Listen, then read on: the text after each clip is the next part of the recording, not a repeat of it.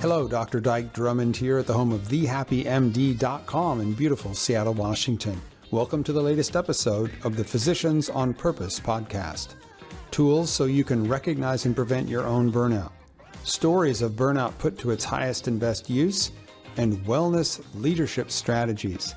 Everything you need to be a physician on purpose.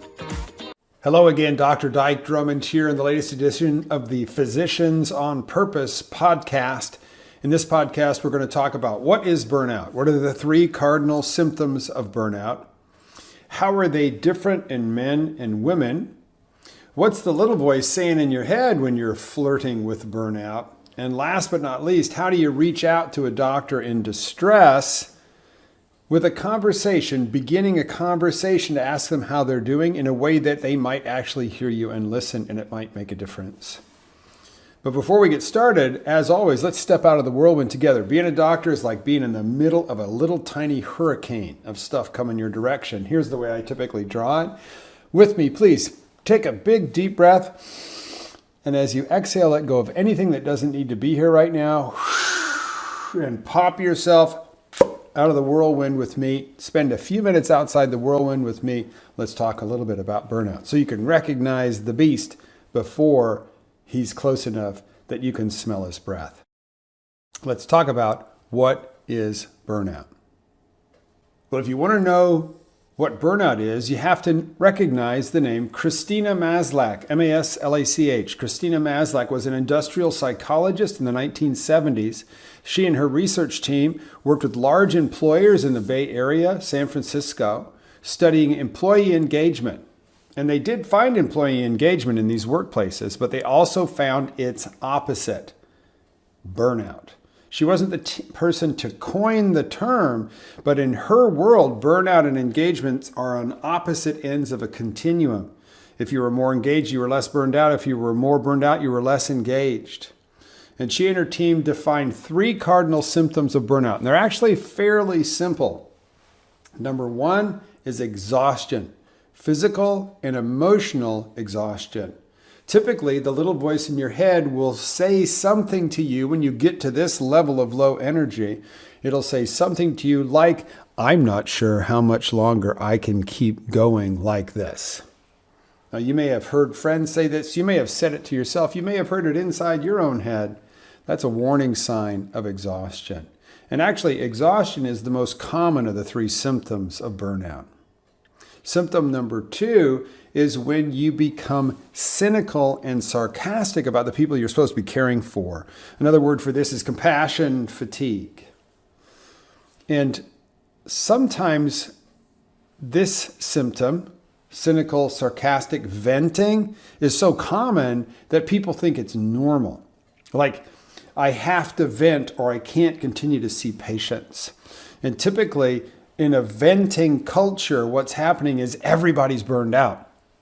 And there are services, wards, and wings where the burnout rate is extremely high, up 80, 90%. And that's when you see venting being something that everybody has to do in the culture in order to keep seeing patients. And some people also think that venting is potentially healthy. Here's what I'll tell you. Venting, I believe, as a coach, as a physician coach, and I've worked with thousands of doctors who are burnt out and overstressed as a coach, as a trainer, as a consultant. What I'll tell you is venting can actually be dangerous. And here's what I mean. If when you vent about a patient, where you talk to somebody and you're getting cynical and sarcastic about them, it feels good for a short period of time. But the next thing that's going to happen is you're going to need to get back to work. You're going to walk back out on the ward or the wing of the service, and you're going to realize, that somehow that wasn't right, because the next person you're going to be standing in front of is going to be another patient. That's when you realize that you violated the first of healthcare's two prime directives. That prime directive, of course, is the one we all know. The patient comes first. The patient comes first. But we also know this deep down in our hearts, and I've asked audiences about this all over the world. Can the patient come first 24/7, 365, and you have any hope of being a normal human being? Well, the answer is obviously no. Now, when you're with the patient comes first, but when you're not with the patient, it's important to have an off switch on that. We're going to talk about that in future podcasts. An off switch on patient comes first when you go home so that you could recharge yourself. And to the extent that you vent and you let off just enough steam, just enough anger and frustration, that enables you to go back and keep doing the same thing over and over again, it actually can keep you in Einstein's insanity trap. It's one thing to be cynical and sarcastic and vent, but recognize it as a sign of burnout and tell yourself, I need to change what I'm doing. Change your actions, you'll change your results. New actions give you new results, which is the escape hatch to Einstein's insanity trap. So if you're listening and you've found yourself being cynical and sarcastic lately, what could you change to lower your stress level? But don't just stop there. Symptom number 3, I call it, what's the use? Christina Maslach's teams called it lack of efficacy. And what it means is you begin to doubt that your work actually serves a purpose. Another thing that can happen at this stage 3 is you might have a little voice in your head say something like, I'm worried if something doesn't change, I'm going to make a mistake and somebody's going to get hurt. Now, exhausted, cynical, and sarcastic, what's the use? Those are the 3 cardinal symptoms of burnout. And we now know from studies that were done just in the last 10 years that there's a difference between the way men and women experience burnout. Women usually experience those symptoms in that order. They get exhausted, they become cynical and sarcastic, and they wonder about the use in what they're doing, the purpose in what they're doing. Men typically, and it's very interesting, if women are 1, 2, 3, men are 2, 1, question mark. So men tend to get cynical and sarcastic first, then become exhausted, and they tend not to experience the lack of efficacy.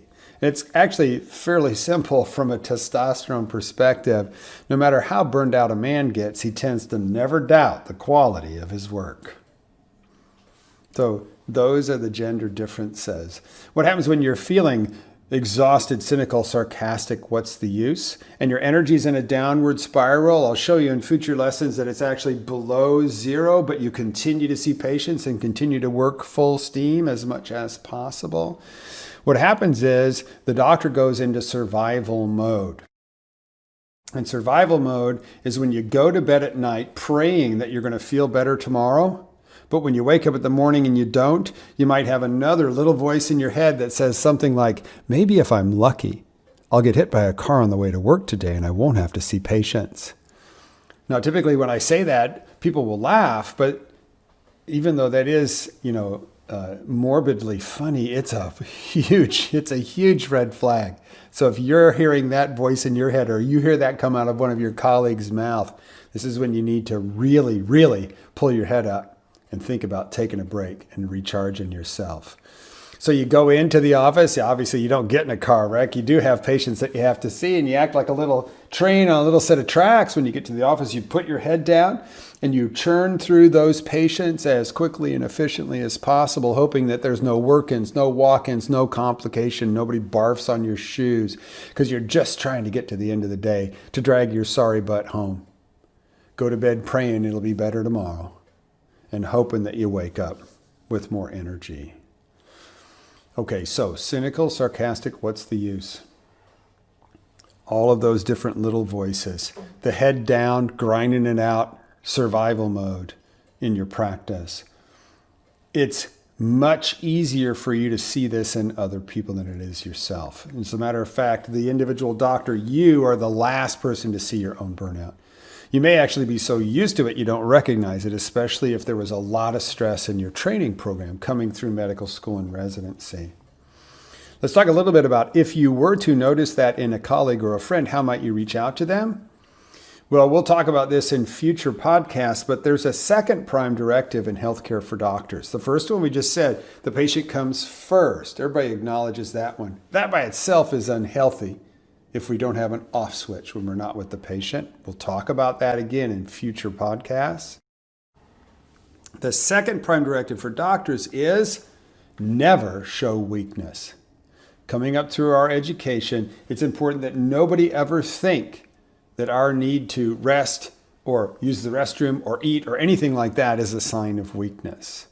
So one of the things that happens when you reach out to a colleague who you believe might be burned out is they're not going to admit it right up front if they think it could be perceived as a sign of weakness.